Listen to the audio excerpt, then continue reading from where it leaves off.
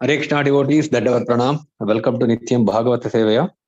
Today we are very fortunate to have the association of our dear Sankarsana Nitai Prabhu, who will be sharing the nectar from Srimad Bhagavatam, Canto number 5, chapter number 1, and sloka number 28. Prabhuji, over to you, Prabhuji. Prabhuji, you want me to share the link or how it is, Prabhu?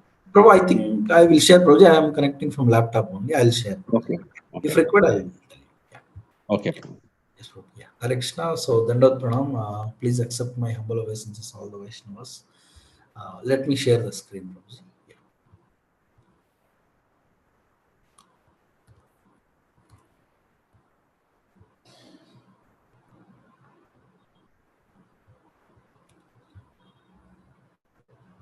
Prabhu, is my audio and video visible and audible, Prabhuji? Yes, Prabhuji. Yeah, okay. Yeah. So I'm sharing the verse. Is it visible? Yes, Prabhu. Okay, right, Prabhuji. Yeah. So once again, welcome all the devotees for today's morning Bhagavatam class. So verse is 5122. Sorry, just to correct that. 5128. Yes, sorry. Prabhu. Yeah, it's 5122, Prabhuji. It's 28, no, Prabhu? Prabhu, it's 28. Yes, Prabhu, it was 28 actually. Oh, okay. I think. Okay, if you are prepared for 22, that is fine, Prabhu. Please go ahead and you can read 28 later, Prabhu. It's a very small purport. Yeah. I think there is some small miscommunication. I don't know. Okay. So, okay, Prabhu, we will cover this and we will go to 28 also, Prabhuji. Okay, is that okay, Prabhuji? Yeah, fine, Prabhuji. Please carry on. Yeah. So, okay. 51, 28, 29. Okay. Yeah. So, Prabhu, I will open that also. Okay. Yeah. 28, 29. Okay. Oh, how come I missed it, bro? Oh, sorry, bro. Please forgive me. So I just, yeah. No problem, Prabhuji. Krishna wants us to read 22 one more time. So Prabhu, we will, how I can go, Prabhuji? First, we will read this verse and then a purport and we will discuss, Prabhu. 28, 29, and then we will go ahead, Prabhu. Okay, Prabhuji. Okay. Yeah. Yes, 28 alone, Prabhu, not 29, 28. Yeah. Prabhu, you mentioned 28 to 29, two verses, I think, Prabhu. Oh, okay, Prabhuji. Yeah. Yeah. I'll have to. Okay. So, Om Namo Bhagavate Vasudevaya. Om Namo Bhagavate Vasudevaya. Om Namo Bhagavate Vasudevaya. Narayanam Namaskritya Naram Chaiva Narottamam Devim Saraswatim Vyasam Tato Jayamudhirayet Nashtaprayeshva Bhadreshu Nityam Bhagavata Sevaya Bhagavati Uttama Shloke Bhakti Bhavati Naistiki Krishnaya Vasudevaya Devaki Nandanaya Cha Nandagopa Kumaraya Govindaya Namo Namaha. Hare Krishna. We are reading from Srimad Bhagavatam, 5th canto, 1st chapter, verse number 28. The chapter entitled The Activities of Maharaj Priyavrata. Anyasyam api jayayam traya putra asan uttamastamaso raivata iti manvantaradhi patayaha.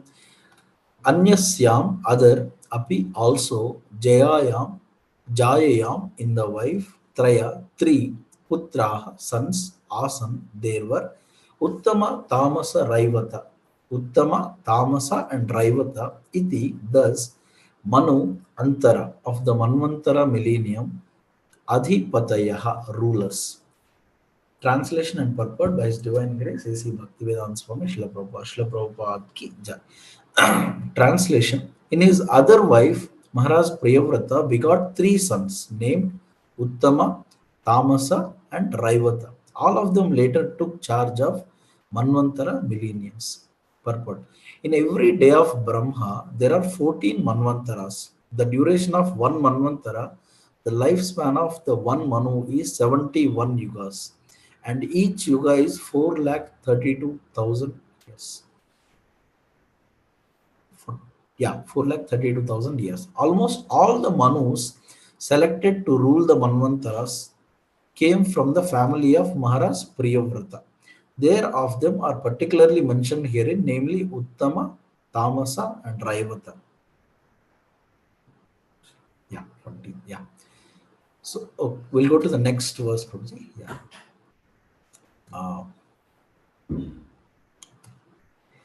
एवम् उपशमशमायनेषु स्वतनयेष्व अथ जगतीपतिर्जगतीम् अर्बुदान्य एकादश परिवत्सराणाम् अव्याहताखिल पुरुष कारसारसंभृत दोर्दण्डयुगला पीडित मौर्वी स्तनित विरमित धर्म प्रतिपक्षो बर्हिष्मत्याश्चानुदिनं येधमाना प्रमोद प्रसरण यौशिन्य व्रीड प्रमुषित हासावलोक रुचिर क्षेव्लि आदिभिः पराभूयमाना विवेक इवानव बुध्यमाना इव महामना बभुजे. Evam thus Upashama Ayaneshu, all well qualified, Swatanayeshu, his own sons, Atha, thereafter Jagati Pati, the master of the universe, Jagatim, the universe, Arbudani, Arbudas, one Arbuda equal to I think 10 crores, Ekadasha 11 Parivatsaranam of years, Avyahata without being interrupted, Akhila universal, Purushakara prowess, Sara strength, Samhruta endowed with Dodanda of powerful arms, Yugala by the pair, Apidita being drawn, Maurvi guna of the bowstring, Stanita by the loud sound, Viramita defeated, Dharma religious principles, Pratipaksha those who are against, Barhishmatya of his wife Barhishmati Cha and Anudinam daily, Yedhamana increasing, Pramoda pleasing intercourse, Prasarana amiability, Yaushinya feminine behavior, Vrida by shyness, Pramoshita held back, Hasa laughing, Avaloka glancing, Ruchira pleasing, Kshveli Adibihi by exchanges of loving propensities, Parabhuyamana being defeated, Vivekaha his true knowledge, Iva like Anavabhuyamanaha a less intelligent person, Iva like Mahamanaha the great soul, Babuje ruled. Translation and purport by His Divine Grace is after Kavi, Mahavira and Savana were completely trained in the Paramahamsa stage of life. Maharaj Priyavrata ruled the universe for 11 arbudas of years. Whenever he was determined to fix his arrow upon his bowstring with his two powerful arms, all opponents of the regulative principles of religious life would flee from his presence in the fear of unparalleled prowess he displayed in ruling the universe. He greatly loved his wife Barishmati, and with the increase of days, their exchange of nuptial love also increased. By her feminine behavior, as she dressed herself, walked, got up, smiled, laughed, and glanced about, Queen Barishmati increased his energy. Thus, although he was a great soul, he appeared lost in the feminine conduct of his wife. He behaved with her just like an ordinary man, but actually he was a great soul. Purport. In this verse, the word dharma pratipaksha, opponents of the religious principles, refers not to a particular faith but to varnashrama dharma, the divisions of society, socially and spiritually, into four varnas Brahmana, Kshatriya, Vaishya, Shudra, and four ashramas Brahmacharya, Grahastha, Vanaprastha, and Sannyas. To maintain proper social order and help the citizens gradually progress towards the goal of life, namely spiritual understanding, the principles of Varnashrama Dharma must be accepted.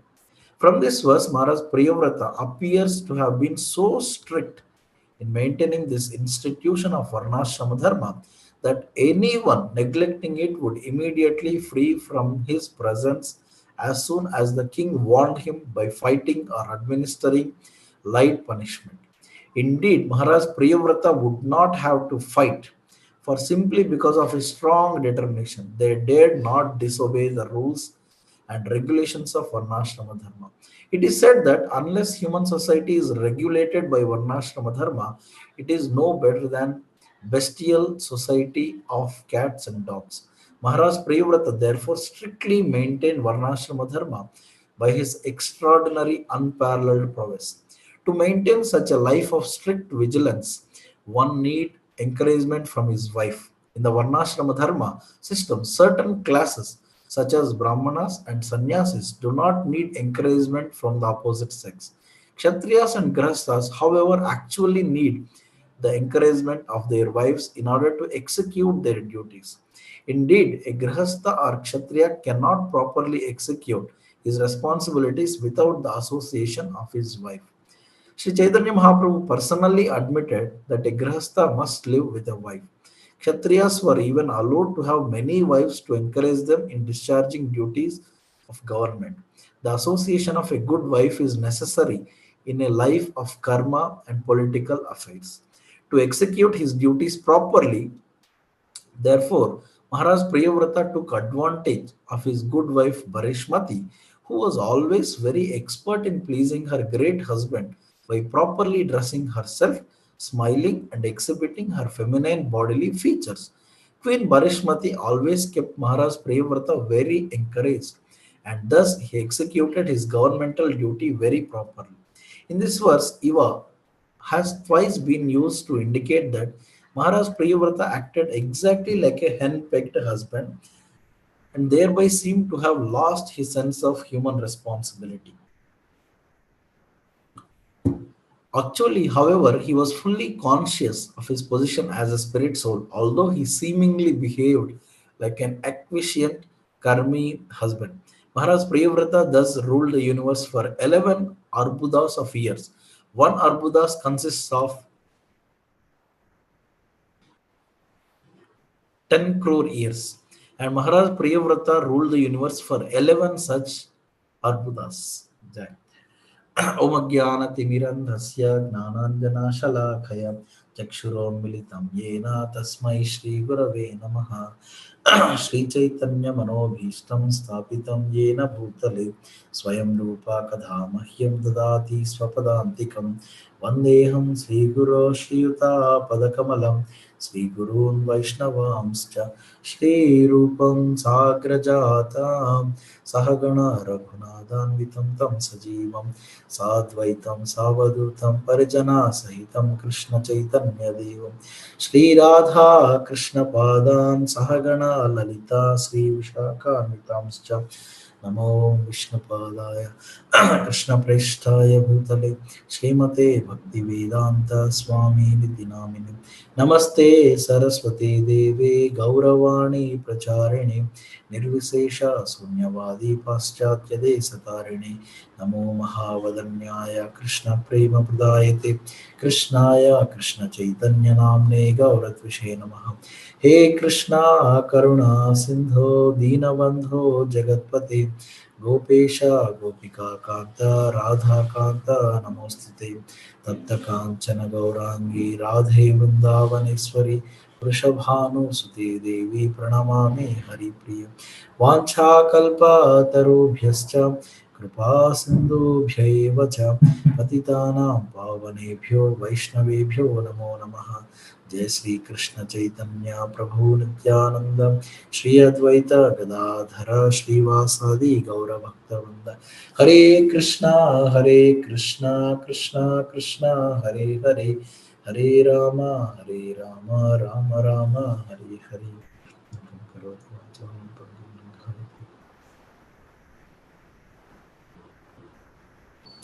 Hare Krishna. So, so I would like to seek blessings of all the Vaishnavas for today's for entering the service. So, once again, welcome all the Vaishnavas for Bhagavatam class. So, I think please forgive me, Sankarsana Priya Prabhu. I think I missed that thing. So we'll continue and then we will try to connect, Prabhuji. I'll try to connect there. Yeah. So here in this chapter, we are discussing about the activities, the glorious activities of Maharaj Priyavrata. So we all know the past time earlier how Maharaj Priyavrata, he was completely into the renounced life by the preaching, by the inspiration from Narada Muni. But there came some time when the universe doesn't have any ruler. So his father Swayambhava Manu, he had to request him to take up the service of taking care of the kingdom, taking care of the universe. So Priyavrat Maharaj was not willing at first, but when the Lord Brahma came personally and asked him, so finally he has accepted. So we all have seen how there was a different conflict of interest. In one sense, Swayambhava Manu was asking Priyavrat Maharaj to take charge of the kingdom. In the other sense, Narada Muni is asking him to take to the renounced life. There is a conflict of interest, but that was beautifully resolved by Brahma. Lord Brahma, when he came and ordered uh, Priyavrat Maharaj, then he immediately accepted, and all the parties were automatically pleased. So this is the beauty of the conflicts. If there is some conflicts among Vaishnavas, those will be very beautifully resolved because the center is Krishna. So although we see Priyavrat Maharaj, for him it's a kind of complete change in his lifestyle. Correct. So he was leading a renounced life, but now he giving up everything. But now he has to accept everything. So it's a materially speaking, it's a very great change, but still he could accept it. Why? Because the consciousness was intact.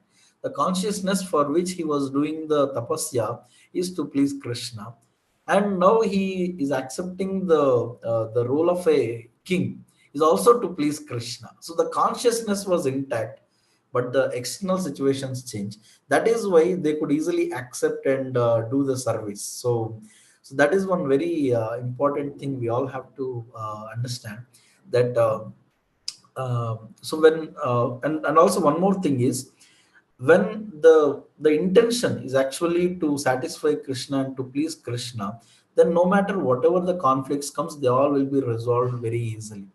But if the intentions and the motivations are different, of personal agenda is there, then it will be very difficult. So I was referring to the earlier verses, like in the 22nd verse also it is mentioned that you can see here, Swayambhava Manu, with the assistance of Lord Brahma, thus fulfilled his desires. Within the permission of great says Narada, he delivered to his son the governmental responsibility for maintaining and protecting all the planets of the universe.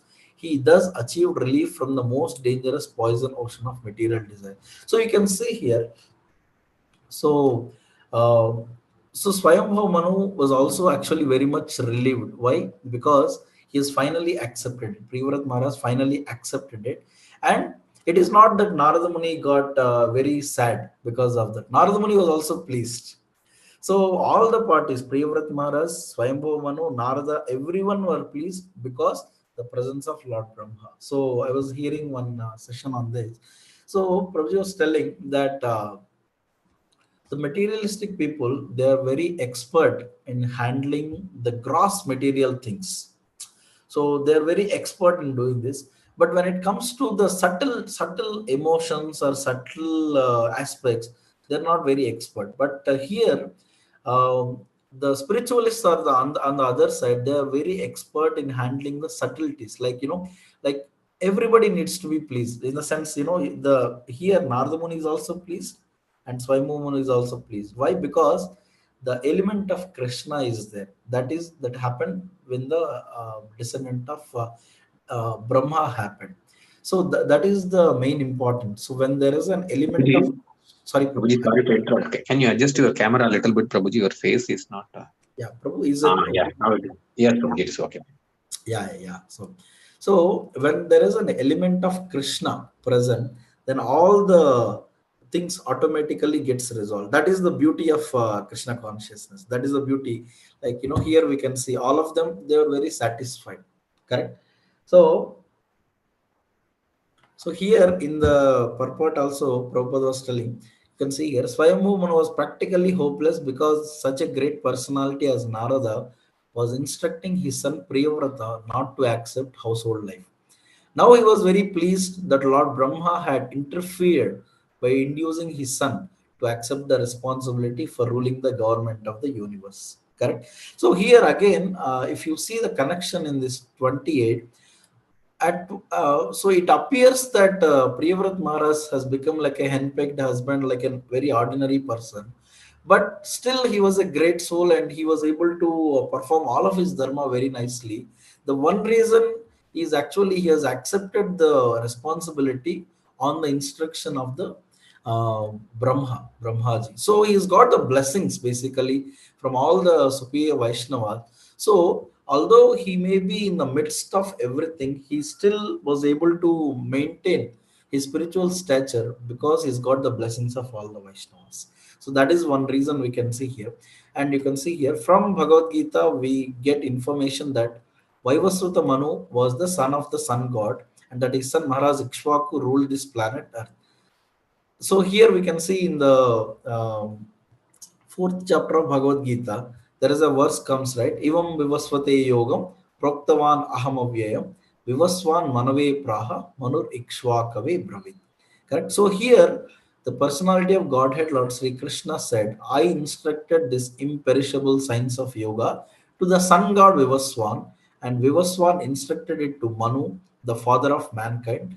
So this Manu is basically, who is this Manu? The Vaivasvata Manu. The fourth chapter Krishna was mentioning, the Manu is called Vaivasvata Manu.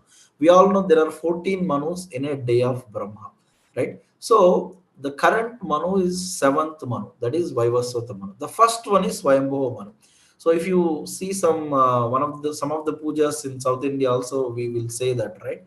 Subhavyam Sve Sobane Muhurte Adya Brahmana Dvitiya Prarthe Sveta Varaha Kalpe. So the current Kalpa is Sveta Varaha Kalpe Vaivasvata Manvantare.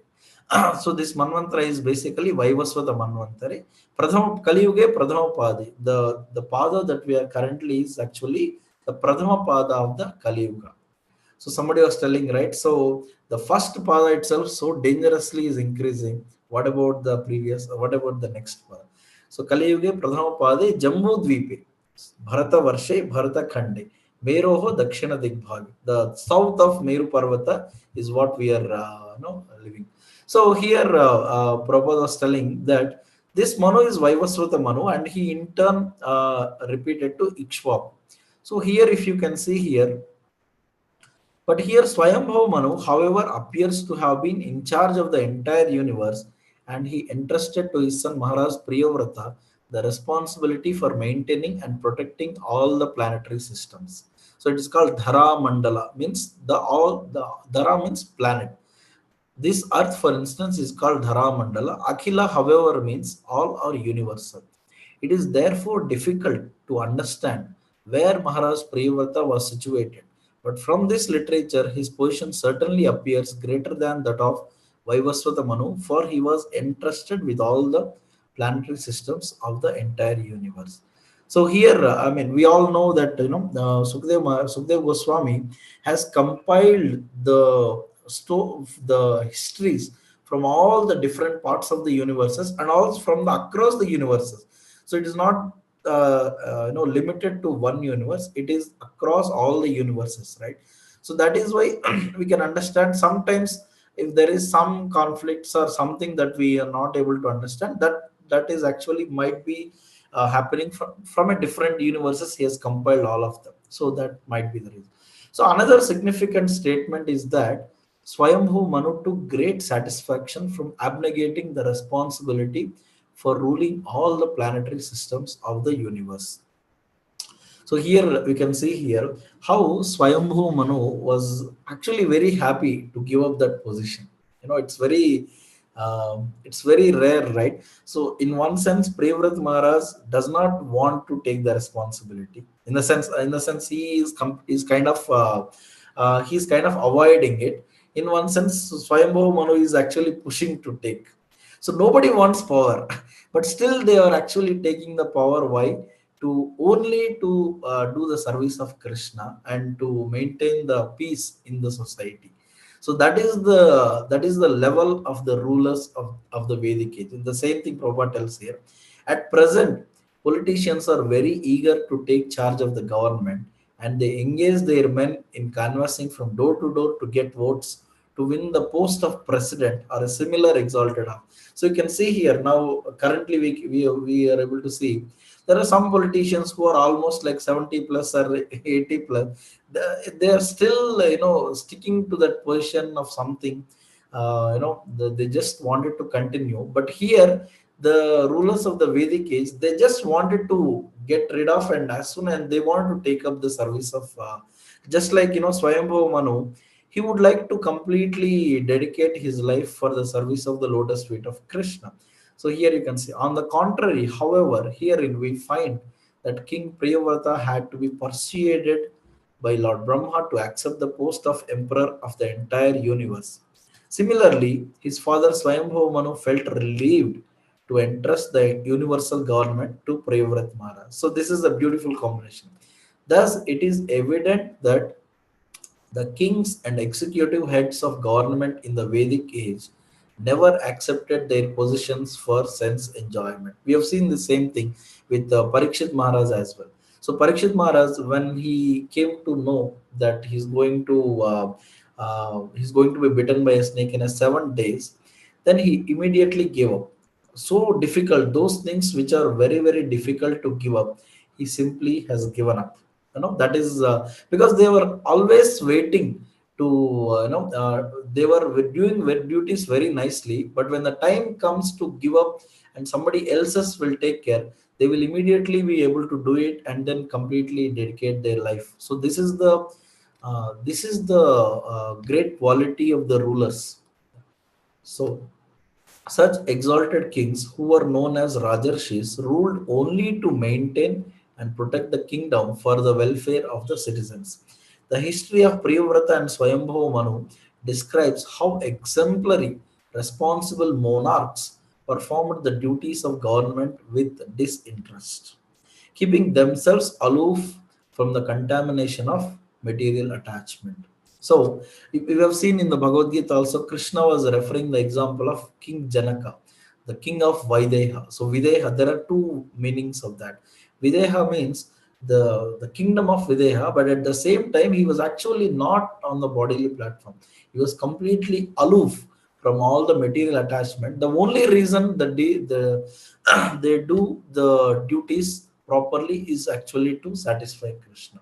So that is the only reason, that one is even for all of us also, that if we have to take up some occupation, the main intention is actually to please Krishna. So here I think the Prabhupada tells that although the karmis and the devotees, they look like same in the workplace, in the sense they were like together, they were doing the same thing, but it's completely different. The result is completely different. Why? Because the consciousness is completely different. The karmis are doing it for the sense enjoyment, to in order to satisfy their own senses, but the devotees are doing it to please Krishna. So the same thing we can see in the 8th canto, Samudra Manthan pastime also. If you see here, there is a shloka in the Bhagavatam which comes, Evam Sura Suragana Samadesha Kala Hetvartha Karma Matayo Api Fale Vikalpa. You see, Fale Vikalpa. Tatramritam Suragana Phalam Anjasapur Yatpada Pankaja Rajas Shrayanam Na Daitya. So you can say here in the Samudramanthan pastime, all the things are same for the demigods and the demons. Correct? The place is same, time same, cause. What is the cause for both of them are working? To get the Amrita, same purpose. The cause is also same, purpose. The activity, the churning the ocean is same. The ambition is also same. We're all the same for both the demigods and demons. But the demigods achieved one result and the demons other. So this is the difference. Because the demigods are always under the shelter of the dust of Lord's lotus feet, they could very easily drink the nectar and get its result. The demons, however, not having sought shelter at the lotus feet of the Lord, were unable to achieve the result they desired. So this is the difference. So when the devotee is working very hard, they are actually working hard for Krishna. One reporter was asking Srila Prabhupada, so do you work? So she was asking Prabhupada, do you work? So Prabhupada was telling, actually, we are working more than you. We are working 24 by 7, like the Prabhupada is telling. So because the whatever the occupation the devotee does is also not different from the service of the Lord. Because he sees that as a service of the Lord only. So like that. The purport also Prabhupada writes in the Bhagavad Gita 4.11, it is said, Ye yatha mam prapadyante tam stadhaiva bhajamyam. The Supreme Personality of Godhead is the supreme judge who rewards or punishes different persons according to their surrender unto his lotus feet. Therefore, it can actually be seen that although the karmis and bhaktas may work in the same place at the same time, with the same energy and with the same ambition, they achieve different results. One is actually getting bound by the same activity, the other is actually getting liberated. That's the difference. That is why it is said the karmis are the most foolish people. Why? Because they are doing a lot of work to get entangled themselves.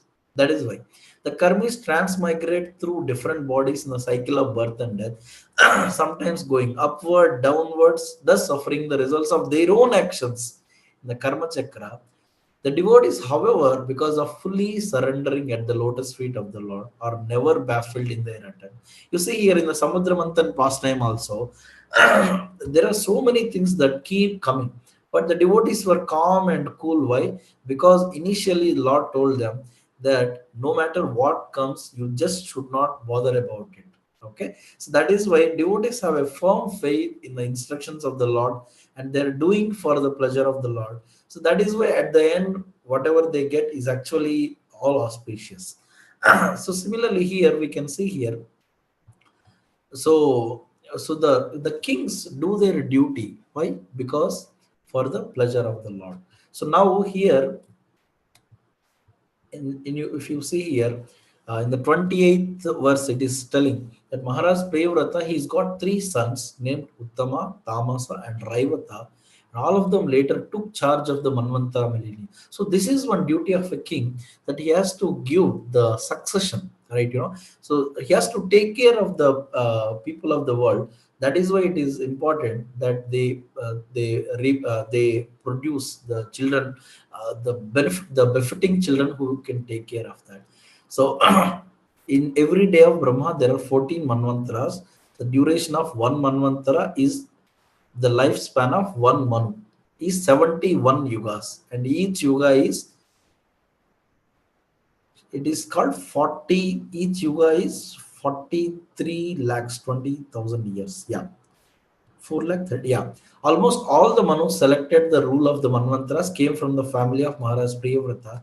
Three of them are particularly mentioned here, named Uttama, Tamasa, and Raivata. So, in the next shloka, Prabhupada was telling, what is the how Priyavrata Maharaj was ruling the kingdom. He is actually creating the terror in all the hearts of the uh, law, the people who are actually against the law, right? So he said, right, after Kavi Mahavir and Savana were completely trained in the Paramahamsa stage of life, Maharaj Priyavrata ruled the universe for 11 arbudas of years. Whenever he was determined to fix his arrow upon his bowstring with his two powerful arms, all opponents of the regulative principles of religious life would flee from his presence in fear of the unparalleled prowess he displayed in ruling the universe. So this is what a Kshatriya has to do. Kshatriya means what? Kshatrayati, the one who protects the innocent, the one who protects the people from the wrongdoers. That is the meaning of Kshatriya. In one of the verses also, Prabhupada writes, what is the duty of the king? It comes in the first canto, 17th chapter. It is said, Ragno hi paramo dharma, swadharma sthanupalanam shashato anyan yatha shastra anapad utpathaniha.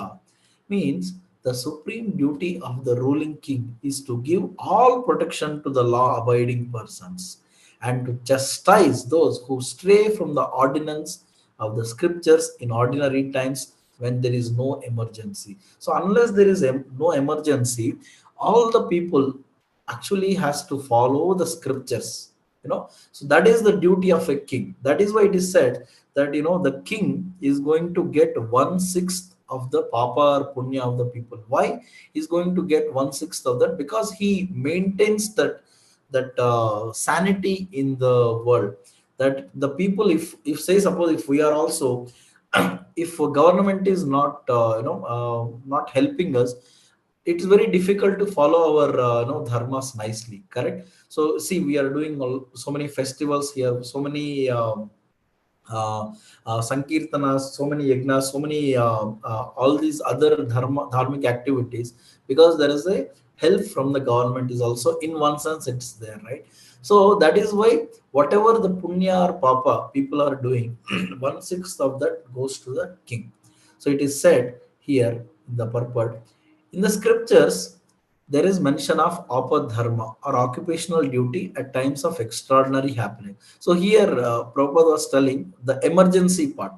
It's not to be taken as a normal one, but the emergency. He's telling that it is said that sometimes the great sage Vishwamitra had to live on the flesh of dogs in some extraordinary dangerous position. In case of emergency, one may be allowed to live on the flesh of animals of all description. But that does not mean that there should be regular slaughterhouses to feed the animal eaters. So this is the duty of a king. That actually the regular slaughterhouses should not be mentioned on an ordinary case. That the system should be encouraged by the state. No one should try to live on flesh in ordinary times simply for the sake of the palate. If anyone does so, the king or the executive head should punish him for the gross enjoyment. There are regular scriptural injunctions for different persons engaged in different occupational duties, and one who follows them is called Swadharmastha.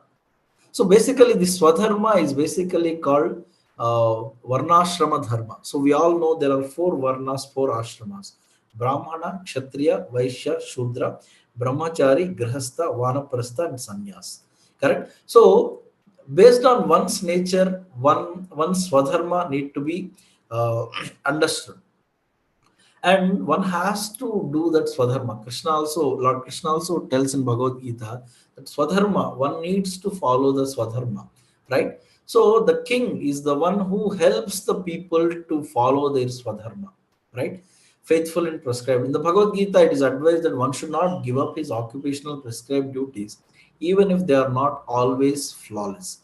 Such swadharma might be violated in case of emergency. So we have seen Arjuna's Swadharma is to fight because he's a Kshatriya. But he wanted to do what? The duty of a Brahmana or a sannyasi. He wanted to just begging, live by begging. So Krishna is chastising him that your Swadharma is to fight, you have to fight. So Swadharmo Hidhanam Krishna. So Krishna tells, right?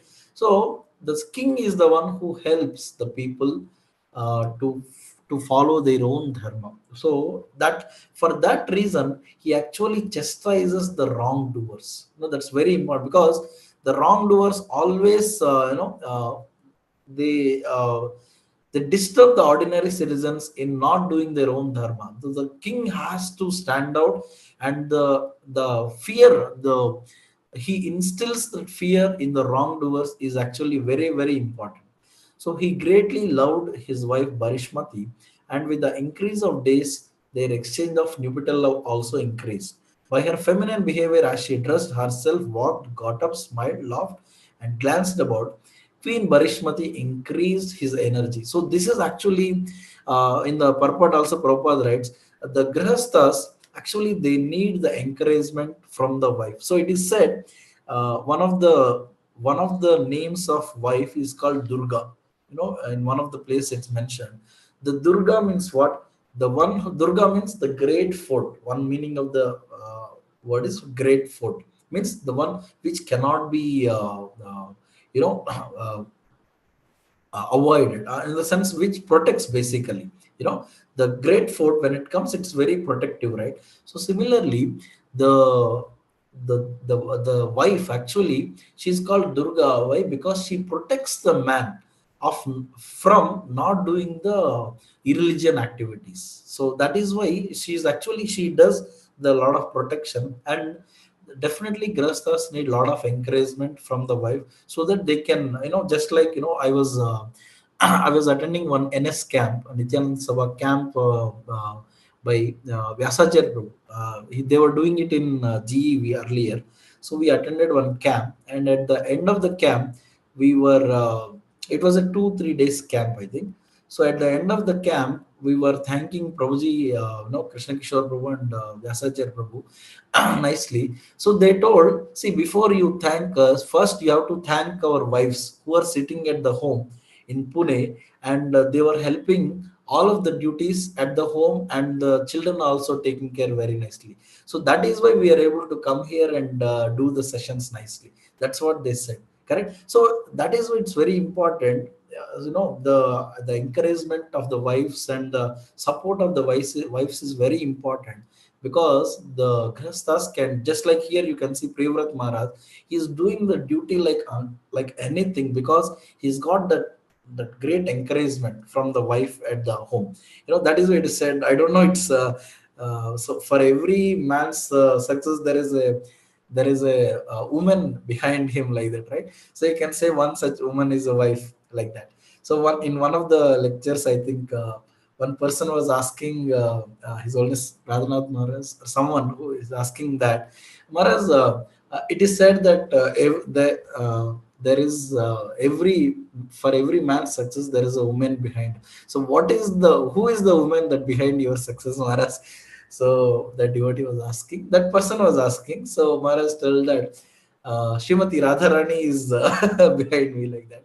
So for, because she's the one who gives that heat, she nourishes that love towards Krishna. Correct. So all the bhakti that devotees have in their life is only a fraction of mercy that we get from the mercy of Srimati Radharani. Right. So so we can say that we are all actually nourished by the Srimati Radharani's love. She is the supreme mother. So here it is said that he's got a lot of encouragement, and thus it increased his energy. So that, this is very important. So we can see that thing. So it's natural that, if there is a lot of support, encouragement at home, it's natural that one does it more and more. And there is a again, it's very important that one should not get into the trap of that attachment also. But here Maharaj Priyavrat Maharaj did not get into that the trap of material attachment. Why? Because he was doing the duty for the pleasure of the Lord by the blessings of the Vaishnavas. So it's two very important thing: the intention to please Krishna and the blessings of the Vaishnavas. If it is there, then one is very safe. Although one may be doing a very very big things in the world, very very he's doing a lot of things, but if he is backed up by these two things, the pure intentions and the pure blessings of the Vaishnavas, then there is although at sometimes they may go away also, but they will come back. That we have seen in the Dhruva Maharaj pastime also. At one point he became excessively angry, and he was doing so much of violence, but he could come back. Why? Because he has that blessings are there, that everything mercy is there, that he could understand that, the comeback, he has to come back. So this is very important. He behaved, he just like an ordinary man, but actually he was a great soul. Correct. So that we have seen in the Krishna's pastime also, that Lord Krishna behaved just like a henpecked husband. Whatever wife says, Satyabhama, Mother Satyabhama asks to get the Parijata Vriksha, he immediately goes and fights with Indra and get the Parijata Vriksha. So he does all so perfectly, just like a henpecked husband. So here again, dharma pratipaksha means refers not to a particular faith but to varna shrama dharma. So this is actually very important. The Varnashrama dharma is, although it's material, but actually this actually helps us to develop that spiritual activities. Just like, one cannot board into the plane here, right? One has to go to the airport, then only he can board the plane, right? So similarly, Varnashrama dharma is a very conducive atmosphere where by following that gradually one eventually comes to the spiritual platform, correct? So that is why we all know what is the purpose of Varnashrama is to please Krishna, correct? So that is the Haritoshanam. It is said in Bhagavatam, Haritoshanam. When so the Brahmana is doing his duty, Kshatriya is doing his duty, Vaishya is doing his duty. Whatever the duty they are doing it, the only the only purpose is to please Krishna and to increase the eagerness to hear and chant more about Krishna. That is very important. So it is said that the day is wasted if one is actually not increasing his taste for Krishna. It is said, right, in the it is said in Bhagavatam, right? So Atha Pumbit Vijashreshta Varnashrama. No, not that one. There is Shrama Evahi Kevalam. There is one verse comes which tells that if you, whatever you do, if you are not developing that inclination to hear about Krishna, then it is simply a waste of time. So here again, if we come to maintain proper social order and help the citizens gradually progress towards the goal of life, namely spiritual understanding, the principles of Varnashrama Dharma must be accepted. From this verse, Maharaj Priyavrata, many times Prabhupada also tells, right? So, a lot of work is pending. The one such work is the Varnashrama, establishing Varnashrama system.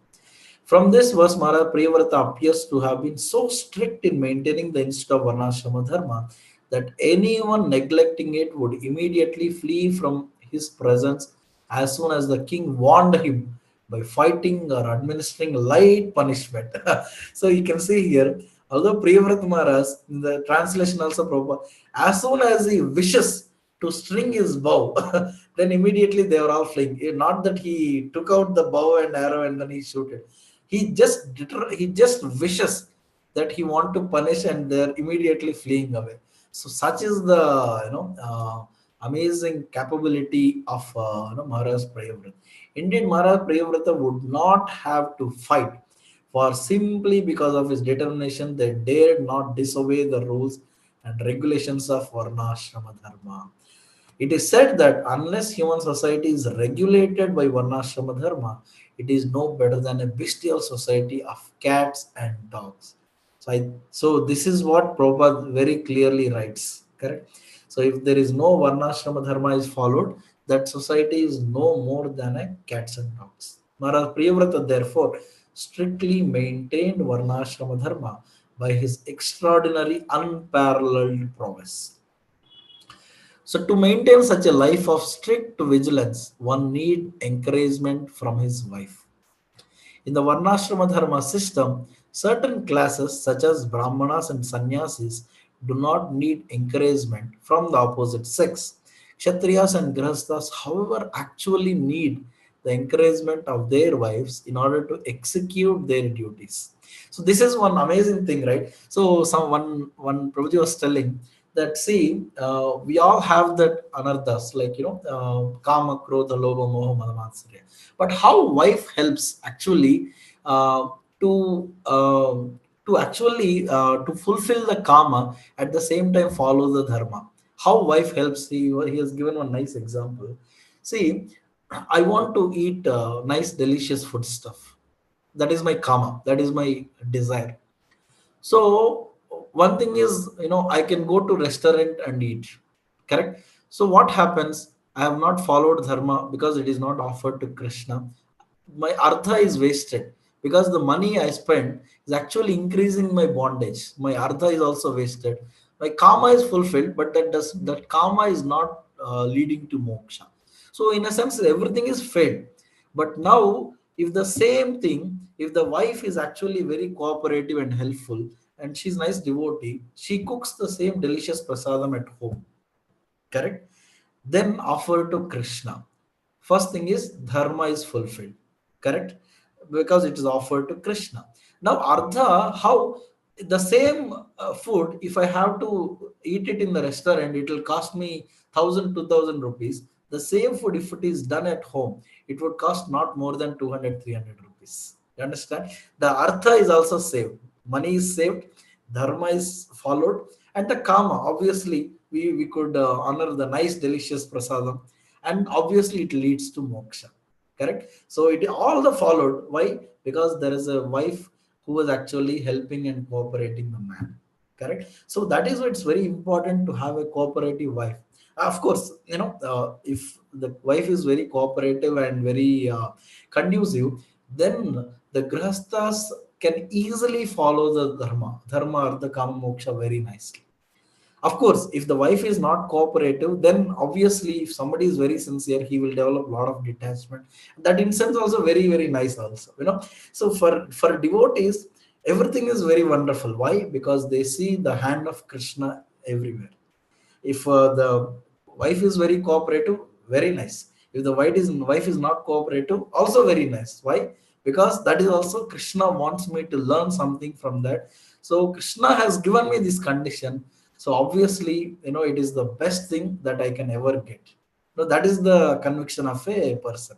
So here, why? Because we are discussing, if the wife is very cooperative, what kind of things one can do, is that's what we are discussing. Priyavrat Maharaj, how he was doing it, such a amazing job, amazing service, because he is getting a lot of inspiration, a lot of encouragement from his wife at the home. So indeed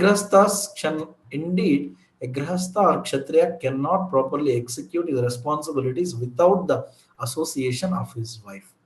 So Sri Chaitanya Mahaprabhu personally admitted that a grihastha must live with his wife. So actually, this is very important, because in order to set a very good example in the society also. Many times people have a lot of notion that, oh, somebody is joined ISKCON, they will go away. They will give up all the responsibility and go away. No. In order to set a proper example also, one has to stay with the wife, one has to stay with the children, taking care of duties so very nicely, and then still follow the bhakti. That will actually, many times we see people are very encouraged, very appreciative. They were telling that, see, we are also working, you are also working, but how come you could spend a lot of time for bhakti, you could take out a lot of time and doing a lot of service? We are simply, cannot understand. Why? Because for them, for the karmis, the entertainment is something else. For the devotees, the entertainment is bhakti only. The 2 hours chanting, 1 hour of Bhagavatam, or doing the 1 hour of puja is itself the entertainment for the devotees. Why? Because that nourishes the soul. That is what their entertainment. And the entertainment of a karmis is going to somewhere, music, movies and things like that, just at the mental and physical platform.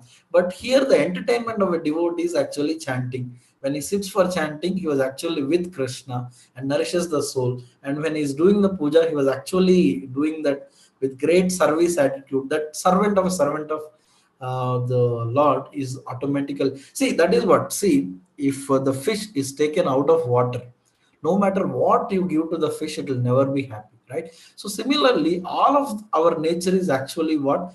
To be in a mood of a servant of a servant of a servant of the Lord, and to engage in the Lord's service. That is the natural position of a jiva. The more we do that, the more we'll be happy. Why? Because that is like a water for us. If we are like fish, that is like a water for us. So the more we do that, the more we'll be happy. The more we go away, the more we'll be sad. So this is the difference. The karmis, they read newspapers, they read that, this, everything and all for the entertainment. See, somebody was telling, news means what? News means the old things happening for a new people. The same old things happening for a new people is called news. Correct? The same murder is happening, but the names are changed. The same, different things are happening. The person is same. So the same thing, punah punah charvita charvanana is happening for the same thing for a different people, like that. So that is what is. So they get their juice there. The devotees get the juice from the this one. So to execute. Therefore, Maharaj Priya took advantage of his good wife Barishmati, who was always very expert in pleasing her great husband by properly dressing herself smiling, exhibiting her feminine bodily features. Queen Barishmati always kept Maharaj Priyavrata very encouraged, and thus he executed his governmental duty very, very properly. In this verse, Iva has twice been used to indicate that Maharaj Priyavrata acted exactly like a henpecked husband and thereby seemed to have lost his sense of human responsibility. So it appears that he has become like a henpecked husband, but actually, in the core of his heart, he was always a great soul. Actually, however, he was fully conscious of his position as a spirit soul, although he seemingly behaved like an efficient karmi husband. Maharaj Priyavrata does rule the universe for 11 arbudas of years. So yeah. So Prabhu, I think we can conclude here. It's already 8:10, Prabhu. So it's told how the cooperation of the wife at home brings a lot of rejuvenation to the person to follow the dharma very nicely. Yeah. So Prabhu, I think we can end here, Prabhu. It's already 8:10, Prabhu. Hare Krishna, Prabhuji. Thank you. Thank you, Prabhuji. Thank you very much for a very nice class. You beautifully explained the responsibility of those who are in Grihastha ashram and how they can be equally advanced in spiritual life and the role of a spouse in advancing the spiritual consciousness. You beautifully explained that, Prabhuji. Thank you. So I heard from one of the senior devotees. It was kind of in a humorous way he was telling. Yeah. So if your spouse, it's both husband and wife. If your spouse is a devotee and if he or she is cooperating you, then you can make advancement in spiritual life.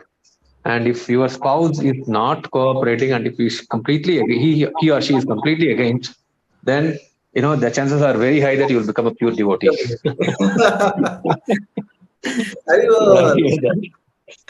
Wonderful devotees. Yeah. I just will. Thank you. Thank you, Prabhuji. Thank you very much for the very nice class. And I have unmuted the line. Your comments or questions that you may have. Like Srila Prabhupada, Prabhu. The wife is not cooperative, you'll become pure devotee, you said, no? Yeah. That's what Prabhu, what bewilders is that Priyavrata has ruled for 11 Adbhuta years, that is 10 into 11. That means can't even the number of years.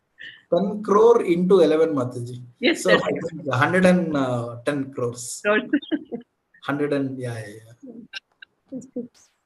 Amazing. Very nice.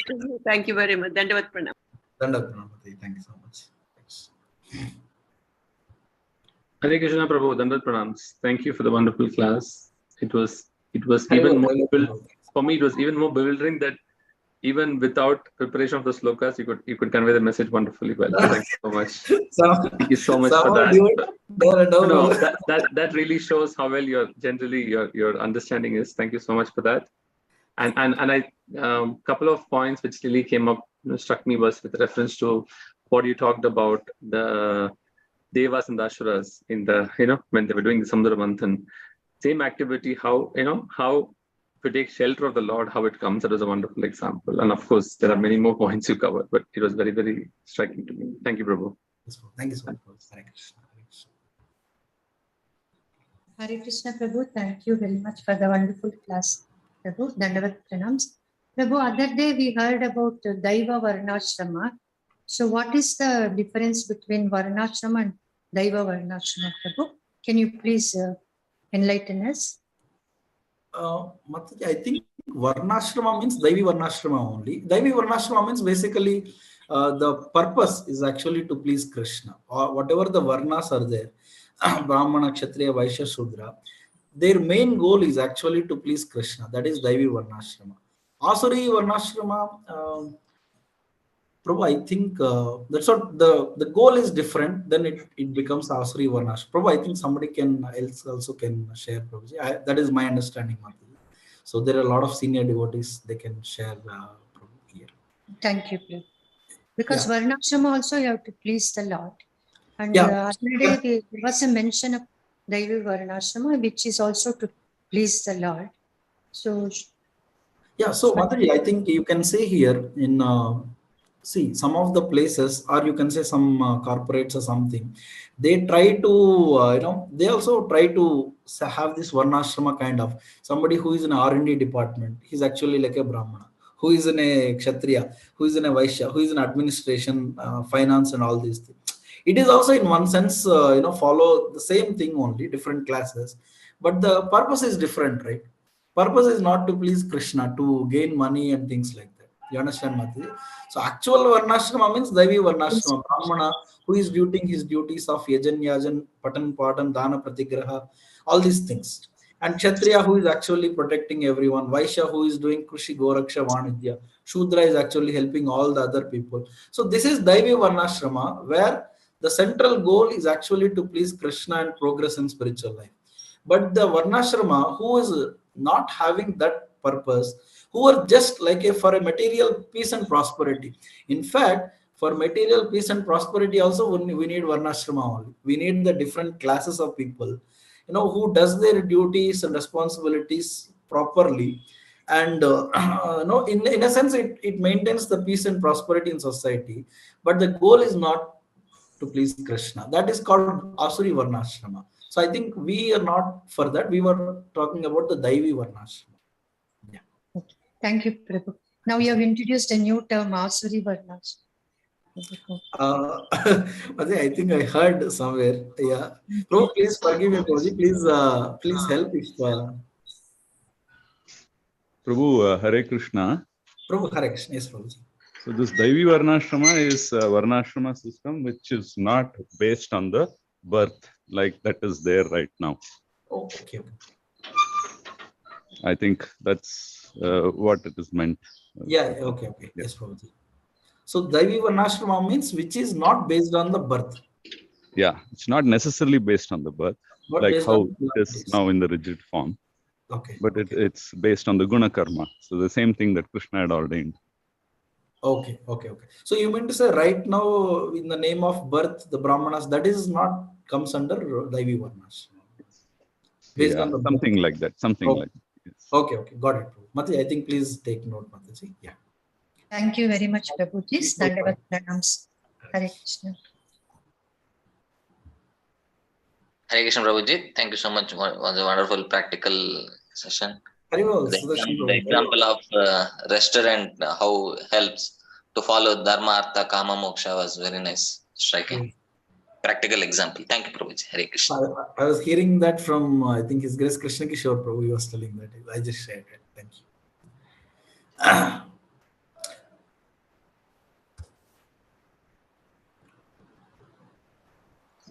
Hare Krishna devotees. If there are no questions, Prabhuji, maybe we can end today's class with Vaishnava prayer, Prabhuji.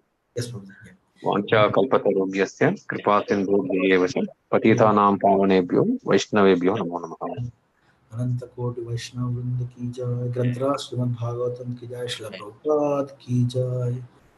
Prabhu, please forgive me, Prabhuji, if any offenses, please forgive us. Thank you, Prabhu. Hare Krishna, Dandavat pranams. Thanks for the wonderful class. Thank you, Prabhuji. Thank you for the very nice class. Hare Krishna devotees, we will meet again tomorrow morning. I'll end today's session now. Thank you for a nice class, Prabhuji.